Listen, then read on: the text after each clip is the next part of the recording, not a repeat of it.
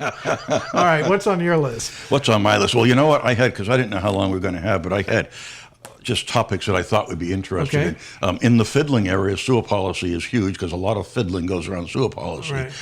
The whole municipal government, Yeah, let's talk about that for a minute. which, Municipal government, because of this study that just came. Have you read the study that just came out? oh, I have. Here we go. I haven't read it. I've read of it, and I've seen it. I've seen reference to it. I have Is it not. on the website? I haven't looked. Somebody's sending it to me. I have not read it yet. I've seen the summary in the paper. Yeah. But what's your reaction as a former selectman and as a citizen who's interested in what's going on? Well, more of the same is my reaction, and not an unexpected study. And what's the genesis for the study? And My who's producer tells me I need to explain what the study is. yeah, that's probably a good idea. The study was done by a consultant of the town manager's office and its effectiveness. And the gist of it, as I understand it, is that the town manager's office is bogged down by minutia, if you will, and there's no time for strategic planning. That's it in a nutshell. I'm sure there's a lot more detail to it that we will both find out when we read it. But I thought, since you brought up the subject, I would. Well, so to put it in context, it becomes the whole what do we want from our municipal government, and that goes back to what the structure should be, and we function under the open town meeting form of government, and I think again on the spectrum there is, do you want your government to be maximum efficient? Well, yeah, we do.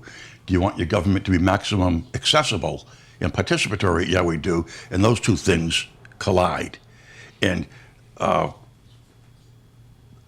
the issue that we're struggling with is, as a municipality, the Massachusetts Municipal Association will tell you that the open town meeting form of government, sorry, Sarah, the open town moderator, the open town meeting form of government is good for communities with populations up to about 7,000. That's right. With municipal budgets up to about 20 million. Okay, that ain't us. That's right. On either count. And so, nor do we want to give up.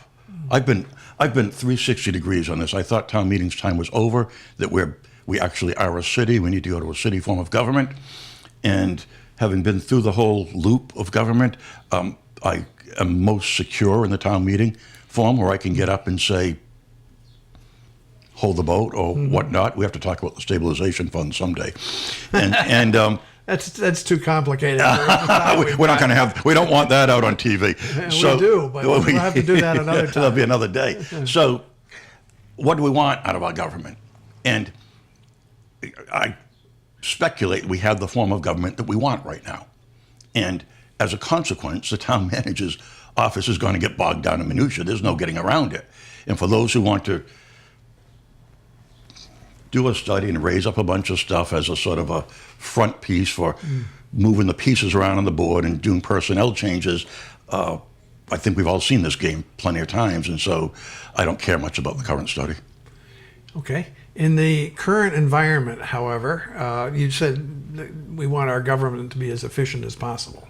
And there have been some efforts in that, in the consolidation of the various building-related entities and support, commission support in the Plus group. And there have been some eliminations, as we were just talking about with another guest, with, for example, Park and Rec. Park and Rec has certain responsibilities. The commission has certain responsibilities, but there's nobody to execute it. There's no staff. And some of the work has gone over to the DPW, Department of Public Works, DPW, which doesn't have the budget or the people to take care of it. And is this good or is this bad, in your view? There's always going to be that sort of tension. That's what the budget process is. What is not good, in my view, is having the budget process behind the curtain and not having. And my thought is that's the primary role of the Board of Selectmen, and that should be much more publicly vetted from the very beginning. And there shouldn't be all these votes by the Board of Selectmen on the very eve of town meeting to move $1 million here and there, because by any standard, we are a wealthy community. We can afford about anything that we want if we sort of come together. And I'm borrowing money that's a 2/3 Right. majority. So that's going to be the will of the community, the overwhelming will of the community. And the rest of this is just tug of war and the same old game, I think. So the more accessible the government is, the more the whole point of open town meeting government is that authority is so widely dispersed that nobody can grab the ship and turn it 90 degrees. Everything has to sort of struggle through. So there's a lot of slogging back and forth, and the guys in the room make the rules. Go to town meeting. And the And the finance committee meetings leading up to town meeting. That can be interesting. that- And the hallway meetings before and after the various committee meetings. Go to those, yeah. those aren't supposed to happen. Many of them. Certainly never do. Well, it's an issue. I'm not sure I agree with you that it's the best form of government for That the this local town. town, no. And so there's a lot of talk about representative town meeting. Right. That's like the struggle for control of who's going to be the quarterback, and certain political action groups, organizers, nonprofits who You hear about low the turnout energy. and votes at the polls. Yes, but you those do. are, 20%, 30%, 40% is considered low to barely acceptable. Here we've got 5%, if that, of the voters ruling the town, supposedly. Is that right? it's right in the sense that you're free to participate or not. That there's no barrier to your participation. It's not as though it is one of these tightly sort of controlled. I think the bigger issue that we have under this form of government is this business with these, as I said, the political action groups that organize themselves as nonprofits. They're out there for the greater good, and we all know they all have individual agendas, and some of them have staff working at it, and so now things get a little bit disproportionate if you're not paying that much attention. Things are put up, it's to protect the children or the water or something like that when it's about something else. But if you don't vote or if you're not there, you're reasonably content with how things are going, you don't have an opinion? Well, it's different. I mean, the commitment is clearly an issue of the voter, but it's a little different going to the poll and voting for your representative to town meeting than it is committing, however long it is, to go to town meeting itself. Skip right over that and go In to the old days, it was a social event. Yeah, it's not very social It's not anymore. very social. No, you have these people, you have these things brought forward, or people stand up and say, "We can't even understand. This is in such legalese and Right. and version D revised that we don't really know what was in version A, B, and C, and so forth." That's a little tweak to the current chairman of the Board of Selectmen. He knows what I'm talking about. What else have you got on your? Well, we got all kinds of I things. know. Let's do one more before we get to your final. One more. Well, municipal sewer policy Sewer policy. becomes an example of, it's an example of that. When do we put our current sewers in? 120 some years? I don't exactly know.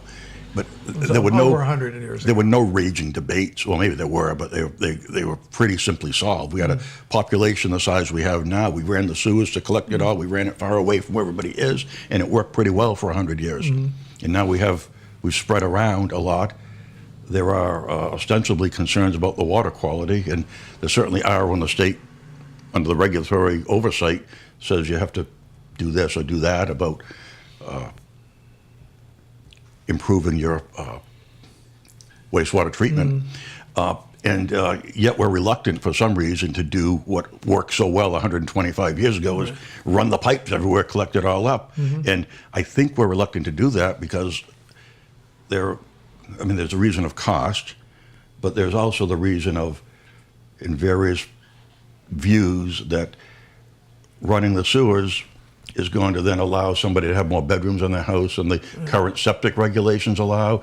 And so we want to not put it there as a matter of sort of doing a kind of zoning through the infrastructure. And we're not going to, we've been struggling now for, when did we expand the plant?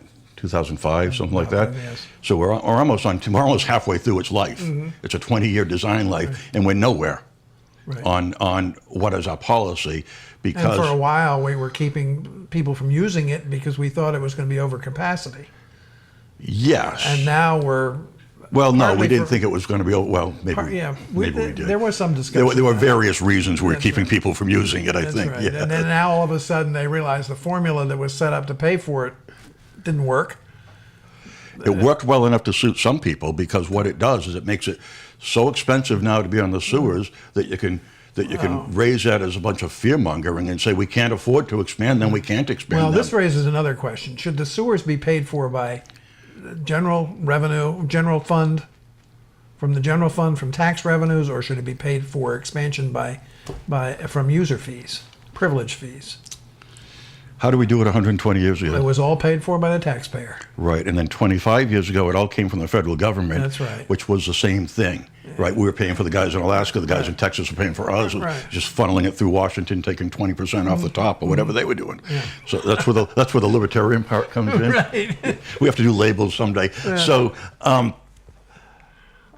so now that comes up as it's unfair to put it on the general tax base. Well, why is it unfair? It's always been that way. That's right. I think it's a false argument. I think the fairest thing is to put it on. Is it fair, for instance, the way it currently, you guys know who you are. Is it fair to have the way it is currently set up, that the Sconset plant was built at a cost of what would that included? I'm going to say 20 million. 22 million, Okay, all right. something And that like was that. put on where? It's unfair to the people in Sconset because there's so few users. They can't afford to pay $1 million a piece. All right, we'll buy that. So instead, it's put where? On the overall sewer fund, right? So you have the guys on Hooper Farm Road subsidizing the guys on Baxter Road. All right, and the taxpayer on Eel Point Road is contributing nothing to that. Well, they pay a third. On the Sconset plant, they do not.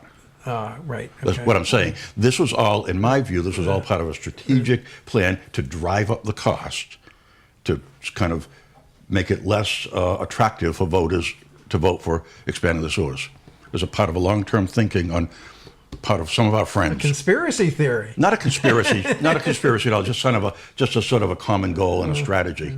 No, I don't think conspiracy. I don't think it's negative in that sense, but it's exactly the same thing that happened with the dump. Let's drive up the cost on the C&D artificially. Okay. Want to do the island home? Let's do the island home, but let's do it in the context of the proposal. First, that the concept that something needs to be done with our island home, either needs to be rebuilt where it is or moved somewhere else, and now more recently that maybe there's a group forming on the island that's going to take over Sherburne Commons, and that might be viewed as something that would also be responsible for might be viewed in any number of ways. Yeah. So in the context that something needs to be done, the oversight boards are saying what? That we have 4 or 5 years, and then the license is not going to be valid because the facility is outdated. That's right.